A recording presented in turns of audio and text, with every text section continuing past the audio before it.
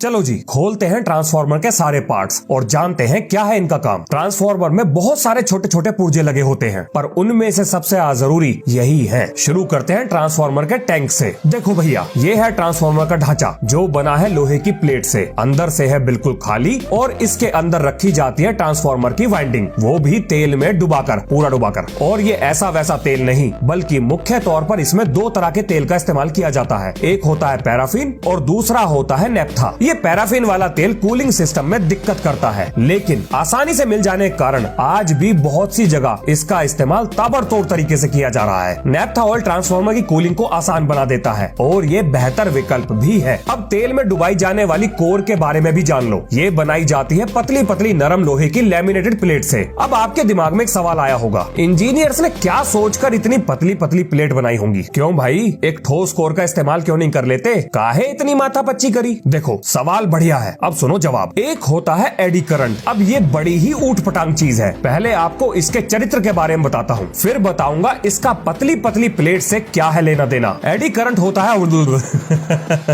नहीं, मजाक कर रहा था। ये होता है भंवर की तरह। अब पता नहीं इसे काहे की दिक्कत है, ये अपने बनाने वालों को ही दुश्मन समझता है और पड़ा रहता है उसको खत्म करने के पीछे। तो किसने बनाया है इसे? देखो, एक कॉइल में लहराता हुआ करंट, मेरा मतलब एसी करंट, हर पल बनाएगा बदलती हुई मैग्नेटिक फील्ड। अब ये बदलती हुई मैग्नेटिक फील्ड बनाती है एक नया करंट जिसकी दिशा होती है बिल्कुल उल्टी। अब एडी करंट अपने बनाने वाले करंट को ही तार में उल्टी दिशा में बहते हुए खत्म करने की कोशिश करता है ना। अच्छे संस्कार नहीं है इसके। अब अगर यहाँ पर एक दूसरी कॉइल की एंट्री करा दे तो ये बदलती हुई मैग्नेटिक फील्ड उस दूसरी कॉइल में करंट बना देगी। अब इस नई कॉइल में आया करंट अपनी खुद की एक मैग्नेटिक फील्ड बनाएगा। यहाँ सब लोग अपना कुनबा बनाने में लग रहे हैं और इस फील्ड की दिशा पहले वाली फील्ड के बिल्कुल उलट होगी और ये नई फील्ड पुराने वाली फील्ड को खत्म करने की कोशिश करेगी। यहाँ सब लोग एक दूसरे को खत्म करने की कोशिश कर रहे हैं। Everything is fair in hate and war. Web series में गेम ऑफ थ्रोन्स और यहाँ पर गेम ऑफ करंट्स बिल्कुल सेम है, पर दुश्मन का दुश्मन दोस्त होता है। अगर ये करंट इस मैग्नेटिक फील्ड को खत्म करना चाहता है जो इस कॉइल के करंट को खत्म करना चाहती है, तो इसका मतलब ये हुआ कि ये दोनों करंट हो गए एक दूसरे के दोस्त। अब इन दो एक दूसरे के उल्टी दिशा में बहती हुई घोंचू फील्ड को ये बात समझ नहीं आ रही कि जब ये एक दूसरे को खत्म करने की कोशिश कर रही होंगी तो उससे एडी करंट कम बनेगा और इसी चीज का फायदा उठाकर ट्रांसफार्मर की प्राइमरी कॉइल सेकेंडरी कॉइल को पावर ट्रांसमिट करती है।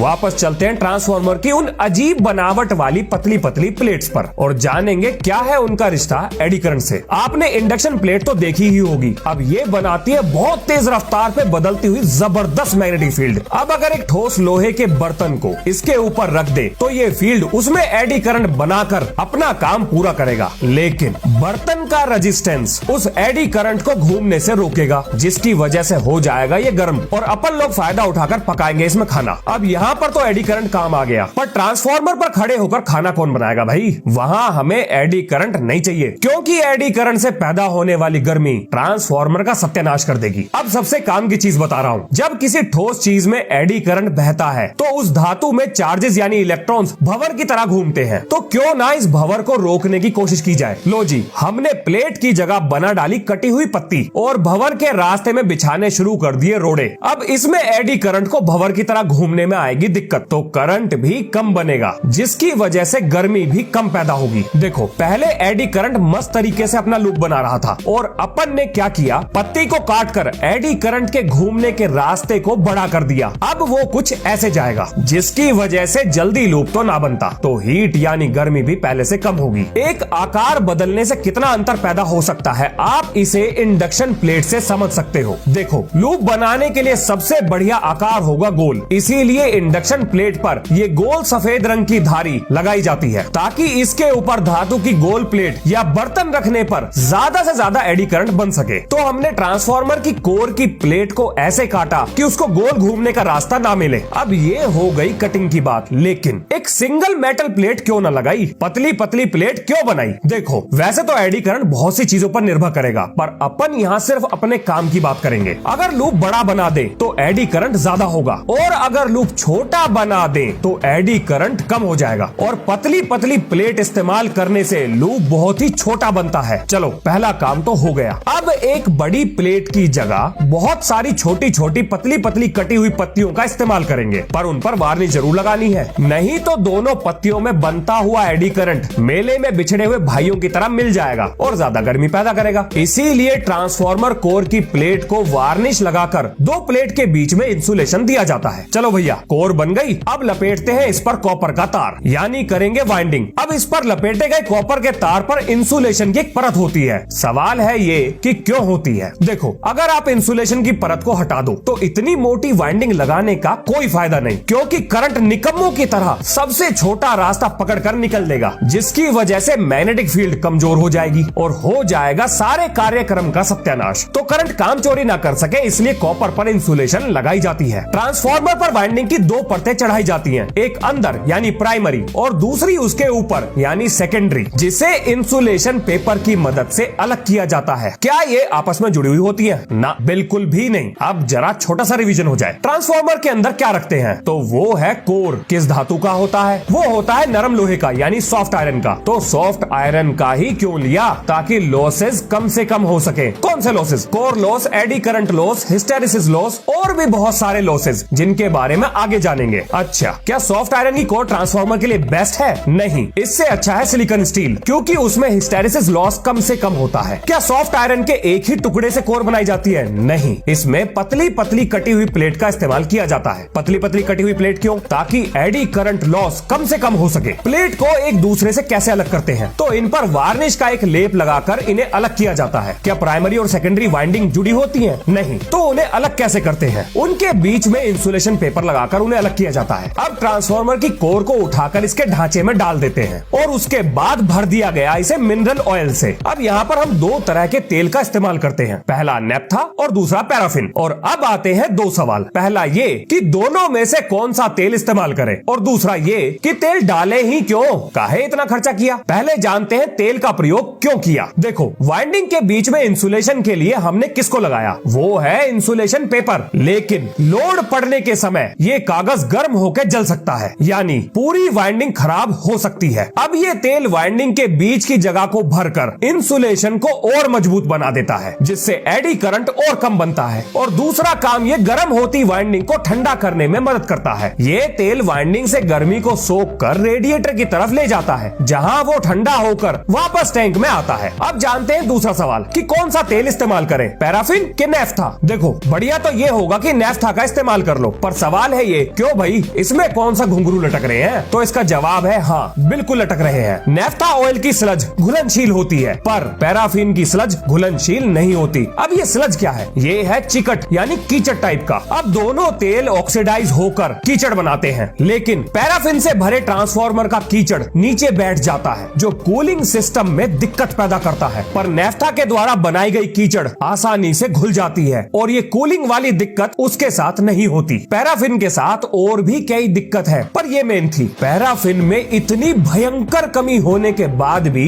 ये ज्यादा इस्तेमाल होता है, और उसका कारण है इसकी कीमत और उपलब्धता। ये नेफ्था से ज्यादा सस्ता है और आसानी से मिल भी जाता है। चलो जी, वाइंडिंग को तेल में डुबाकर हमने ट्रांसफार्मर को बंद कर दिया, लेकिन जरा सोचो, समय के साथ साथ थोड़ा बहुत तेल तो इसके अंदर कम होगा ही, और अगर ऐसा हुआ तो ट्रांसफार्मर कभी भी खराब हो सकता है। तो उससे बचने का जुगाड़ भी तो सोचा होगा किसी ने। हाँ जी, बिल्कुल सोचा है। ये जो ट्रांसफार्मर के ऊपर ढोलक टाइप का टैंक रखा है, ये है आपका कंजर्वेटर टैंक। अब इसमें भी ट्रांसफार्मर ऑयल भरा जाता है, लेकिन पूरा नहीं, आधा भरते हैं इसको। और ये टैंक ट्रांसफार्मर से डायरेक्ट कांटेक्ट में होता है। बीच में एक बुकोल्स रिले भी आती है, लेकिन उसके बारे में बाद में बात करूंगा। पहले जरा इसका कार्यक्रम निपटाते हैं। अब यहाँ आता है एक सवाल, इसे आधा खाली क्यों रखा गया? देखो, जब ट्रांसफार्मर पर लोड पड़ेगा तो वो होगा गर्म, और अगर वो गर्म हुआ तो उसके अंदर भरा हुआ तेल गर्म होकर फैलेगा, और अब इस तेल को फैलने के लिए चाहिए जगह, जो अगर उसे नहीं मिली तो वो ट्रांसफार्मर को ही फाड़ देगा, और ये टैंक उसे वही जगह देता है। इसे आधा खाली रखने के पीछे यही कारण है, ताकि जब तेल गर्म होकर फैले तो इसके अंदर खाली जगह में वो भर जाए। और अगर समय के साथ साथ ट्रांसफार्मर के अंदर तेल कम हो तो वो इस टैंक से निकलकर उसको पूरा कर दे। तो बाबू, पैसा तो खर्चा करना पड़ेगा, कंजर्वेटर टैंक लगाना ही पड़ेगा। अब जब तेल गर्म होकर फैल गया तो उसने टैंक से हवा बाहर निकाल दी, लेकिन जब वो ठंडा हुआ तो उसके सिकुड़ने पर खाली जगह को भरने कौन आएगा? अब आप सोच रहे होंगे इसमें क्या परेशानी है, जैसे हवा बाहर गई थी वैसे ही वापस आ जाएगी। ना, ऐसा तो ना होता। अगर ऐसा किया तो तेल खराब हो जाएगा। वातावरण की हवा में नमी होती है। अब ये नमी ट्रांसफार्मर के तेल के इंसुलेशन और कूलिंग प्रॉपर्टीज को खराब कर देती है। तो इस समस्या को कैसे सुलझाएं? तो इस काम के लिए इस्तेमाल किया गया डिहाइड्रेटिंग ब्रीदर का। जब तेल गर्म होकर फैला तो हवा ब्रीदर से बाहर निकल गई और जब ठंडा हुआ तो इसी से वापस आ गई। लेकिन इस ब्रीदर में लगाया जाता है सिलिका जेल जो हवा की नमी को सोख लेता है। ये आपने बहुत सारे सामान के साथ देखा होगा। बचपन में जब ये किसी सामान के साथ निकलता था तो मैं इसे बड़ा संभाल कर रखता था। सोचा कोनो काम की चीज है, चलो उठा कर रखता हूँ। बाद में पता लगा ये तो सिलिका जेल है, बस नमी सोखता है। अब सर्दियों में अगर इसे गाड़ी के डैशबोर्ड पर रख दे तो ये गाड़ी के अंदर विंड स्क्रीन पर आई हुई धुंध को सोख लेगा। हाँ, ये इस काम भी आ सकता है। अब जब हवा कंजर्वेटर टैंक में जाएगी तो ये सिलिका जेल हवा में से नमी को सोख लेगा, पर अंदर जाती हुई हवा में से धूल मिट्टी को कौन साफ करेगा? तो उसके लिए इस ब्रीदर के नीचे कटोरी लगाई जाती है जिसमें भरा होता है तेल। हवा में से धूल मिट्टी उस तेल में चिपक जाती है और टैंक के अंदर नहीं जाती। अब जैसे ही सिलिका जेल का रंग बदलता है तो समझ लिया जाता है कि ट्रांसफार्मर के ऑयल को बदलने का समय आ गया है। लो जी, ब्रीदर निपट गया। अब जरा कंजर्वेटर टैंक के बारे में थोड़ा और जान लेते हैं। ये कंजर्वेटर टैंक दो तरह के होते हैं। पहला एटमोसील टाइप कंजर्वेटर और दूसरा डायफ्राम सील्ड कंजर्वेटर। इन दोनों में क्या अंतर है उसके लिए कोई शॉर्ट वीडियो बना के सिखा दूंगा। बस इतना जान लो कि दोनों का काम एक ही है, ट्रांसफार्मर के फटने को रोकने में मदद करना। ट्रांसफार्मर में तेल भरने के लिए एक जुगाड़ इसके सर पर दिया जाता है और कभी तेल बदलना पड़े तो उसके लिए इसके नीचे भी एक जुगाड़ लगाया जाता है। इस काम में कोनो टेंशन नहीं है। अब मान लो बहुत ही ज्यादा गर्मी पड़ रही है और लोगों ने धड़ाधड़ एसी चला रखे हैं जिसकी वजह से ट्रांसफार्मर पर पड़ रहा है लोड। तो इसका खून खोलेगा, मतलब इसका ऑयल खोलेगा और वो इतना गर्म हो गया कि मेन टैंक से बाहर निकलने वाला है। तो क्या ऐसी स्थिति में ट्रांसफार्मर को फटने दें? क्या कोई ऐसा तरीका नहीं हो सकता जिससे इसे बचा सके? नहीं, खुश होने की जरूरत नहीं है। आज धमाका देखने को नहीं मिलेगा क्योंकि ऐसी स्थिति से बचने के लिए इंजीनियर्स ने बकोल्स रिले का निर्माण किया। अब ये है एक मैकेनिकल उपकरण, बिजली का कोई लेना देना नहीं है इससे। जैसे ही मेन टैंक से तेल गर्म होकर वेपर में बदलेगा और बहुत तेज रफ्तार से बकोल्स रिले की तरफ जाएगा तो वेपर के कण इस रिले के ऊपर इकट्ठा होकर इस मरकरी से भरे छोटे से टैंक को नीचे धकेल देंगे। अब ये तो हमें पता है कि मरकरी कंडक्टर होता है, तो इसमें एक तार मरकरी में डूबा है और दूसरा टैंक के टेढ़ा होने की वजह से मरकरी से दूर है। लेकिन जैसे ही टैंक सीधा हुआ कनेक्शन पूरा हो गया और अब बजेगा जोर जोर से अलार्म। पर मान लो अलार्म भी खराब हो गया और पता ही नहीं चला कि ट्रांसफार्मर फटने वाला है। तब ये गैस प्रेशर दूसरे टैंक को भी सीधा कर देगा, उसमें भी मरकरी भरा है और जैसे ही कनेक्शन पूरा होगा ट्रांसफार्मर हो जाएगा ट्रिप यानी बंद, बिल्कुल जैसे एमसीबी गिरा के कनेक्शन बंद किया जाता है। पर मान लो आपने क्लास में किसी को मॉनिटर बनाया है और क्लास का मॉनिटर ही पेन फाइट का टूर्नामेंट करा दे तो क्लास में हंगामा तो होगा ही। अब इसी तरह से बुकोल्स रिले धोखा दे गई तो फिर तो ट्रांसफार्मर पक्का फटना चाहिए। अभी भी खुश होने की जरूरत नहीं है, कोई धमाका नहीं होने वाला क्योंकि इंजीनियर्स ने इससे बचने के लिए इसमें एक एक्सप्लोजन वेंट लगाया है। अब ये हाथी की सूंड जैसा दिखने वाला पाइप एक्सप्लोजन वेंट है। जब तेल गर्म होकर सब कुछ फोड़ फाड़ने के बाद ट्रांसफार्मर का सत्यानाश करने की कोशिश करेगा तो ये एक्सप्लोजन वेंट उस तेल को बाहर फेंक देगा और बच जाएगा अपना ट्रांसफार्मर। अब हम ये तो समझ गए कि अगर तेल खोलकर ट्रांसफार्मर को फोड़ने फाड़ने की जिद पर अड़ गया तो हम ट्रांसफार्मर को कैसे बचाएंगे। लेकिन क्यों ना कुछ ऐसा जुगाड़ करें कि तेल को खोलने से पहले ही रोक दिया जाए। मुश्किल है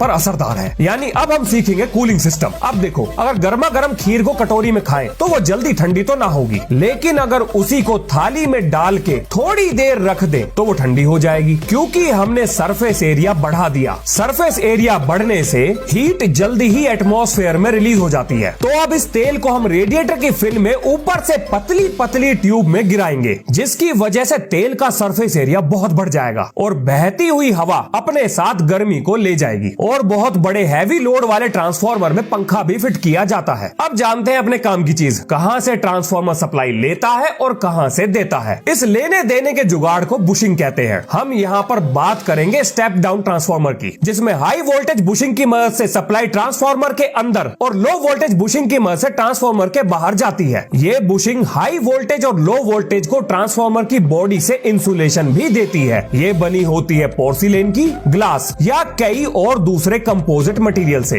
ये होती है परफेक्ट इंसुलेटर। अब देखो, कोई भी चीज 100% एफिशिएंसी पर तो काम ना करने वाली तो ट्रांसफार्मर भी नहीं करेगा, जिसकी वजह से होंगे इसमें बहुत सारे लॉसेस, जिसमें से एडी करंट को हम पहले ही समझ चुके हैं। तो अब जान जानते हैं बाकी के लॉसेस के बारे में। सबसे पहले आता है हिस्टैरिसीस लॉस। देखो, एसी करंट के बार बार अपनी दिशा बदलने की वजह से ट्रांसफार्मर की कोर बार बार मैग्नेटाइज और डीमैग्नेटाइज होती है, जिसकी वजह से गर्मी पैदा होती है और इसी को हिस्टैरिसीस लॉस कहा जाता है। अब बात करते हैं कॉपर लॉस की। अब क्योंकि आप कॉपर में करंट को चला रहे हो, तो कॉपर के रेजिस्टेंस से पैदा होने वाली गर्मी को हम कॉपर लॉस कहेंगे। इसे ओमिक लॉस भी कहा जाता है। अब जानते हैं स्टे लॉस के बारे में। अब स्टे लॉस में ट्रांसफार्मर की प्राइमरी वाइंडिंग जो मैग्नेटिक फ्लक्स यानी चुंबकीय रेखाएं बनाती है, वो सारी की सारी ट्रांसफार्मर की सेकेंडरी कॉइल से नहीं जुड़ पाती, इसलिए कुछ ना कुछ लॉस हो जाता है और इसी को स्टे लॉस कहते हैं। अब हमने पूरे ट्रांसफार्मर में जगह जगह इंसुलेटर घोंच रखा है, तो इनकी वजह से करंट के बहने में कुछ रुकावटें जरूर आती हैं, जिन्हें हम डाइलेक्ट्रिक लॉस कहते हैं। अब ये बताओ, क्या कभी आपने ट्रांसफार्मर से गुनगुनाने की आवाज सुनी है?